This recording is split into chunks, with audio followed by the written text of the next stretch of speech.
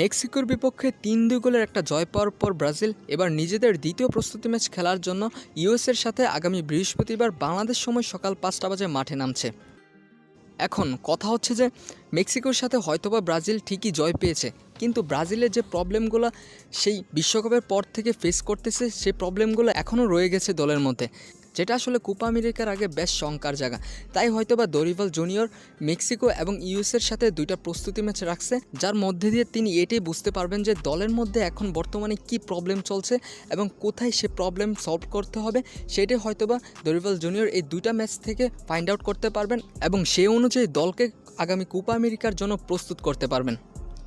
এখন আপনি একটা জিনিস চিন্তা করেন, ব্রাজিল ফার্স্ট হাফে 1-0 গোলে এগিয়ে যায় এবং সেকেন্ড হাফে মার্টিনেলির গোলে 2-0 গোলে এগিয়ে যায়, কিন্তু কী কারণে শেষ সময়ে এসে দুইটা গোল খায় এবং ম্যাচটা চলে আসে একটা ড্র পজিশনে। তো চলুন সেটাই একটু বিশ্লেষণ করি যে শেষ মুহূর্তে ব্রাজিলের ডিফেন্সে কী এমন ভুল ছিল যার কারণে ব্রাজিল একদম শেষ সময়ে এসে দুইটা গোল খায়।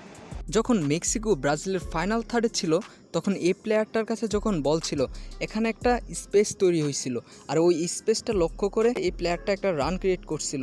তারপর এখানে একটা 2v1 সিচুয়েশন তৈরি হয়, অর্থাৎ ব্রাজিলের 2জন ফুটবলার আর মেক্সিকোর 1জন ফুটবলার। যখন এই প্লেয়ারটা রান ক্রিয়েট করে তখন ব্রাজিলের এই ফাইনাল থার্ড পজিশনে অর্থাৎ ডিফেন্সিভ পজিশনে এই প্লেয়ারটা একটা স্লো রান ক্রিয়েট করে ওই প্লেয়ারটার তুলনায়, আর তারপরেই তিনি ভালোভাবে চান্স পেয়ে যায় বলটা রিসিভ করার জন্য এবং ঠিকঠাকভাবে বলটা রিসিভ করে এবং এখান থেকে কাটব্যাক করে আর কর্নার সাইডে থাকা মেক্সিকোর ফুটবলার ওয়ান টাচে বলটা ফিনিশ করে এবং ব্রাজিল প্রথম গোল খায়। তো এখন বলতে পারেন ডিফেন্সে ব্রাজিলের এখানে প্রবলেমের জায়গাটা কোনটা? প্রবলেমের জায়গাটা হচ্ছে যখন 2v1 সিচুয়েশনটা তৈরি হয়েছিল তখন ওই মোমেন্টে মেক্সিকোর ফুটবলারটাকে না থামাতে পারা এবং ডিবক্সের ভেতর এই যে মাত্রা অতিরিক্ত স্পেস তৈরি করা, এই ছোট ছোট ভুলগুলোর কারণে আমি ব্যক্তিগতভাবে মনে করি যে ব্রাজিলের বিগত ম্যাচগুলোতে বেশ কয়েকটা গোল খেতে হচ্ছে। মেক্সিকোর দ্বিতীয় গোলটার ক্ষেত্রে হয়তোবা একটু চিত্রটা ভিন্নই ছিল। মেক্সিকো যখন কর্নার নেয় আর যখন মেক্সিকোর ফুটবলার হেড দেয়, ওই হেডটা যখন অ্যালিসন বেকার সেভ দিয়ে দেয় তখন দ্বিতীয়বার চান্স নিয়ে যে ফার্স্ট টাইম হেড দিয়েছিল সে আবার গিয়ে শট দেয় এবং গোল হয়। তো এখন কথা হচ্ছে যে ফার্স্ট টাইম হেড দেয় ওই প্লেয়ারটাকে ব্রাজিল এখানে না আটকানো পারাটাই হচ্ছে ব্রাজিলের ডিফেন্ডারদের সবথেকে বড় ব্যর্থতা এবং যার কারণে ব্রাজিল দ্বিতীয় গোলটা খায়।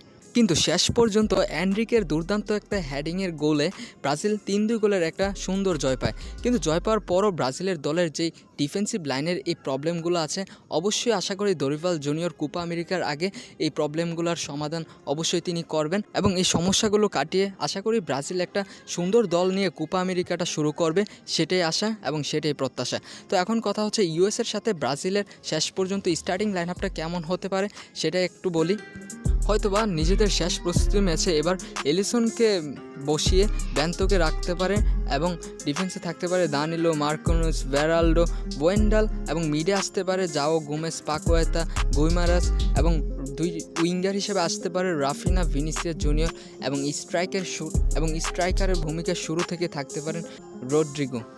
তো এটাই হতে পারে যুক্তরাষ্ট্রের বিপক্ষে ব্রাজিলের শুরুর লাইন আপ।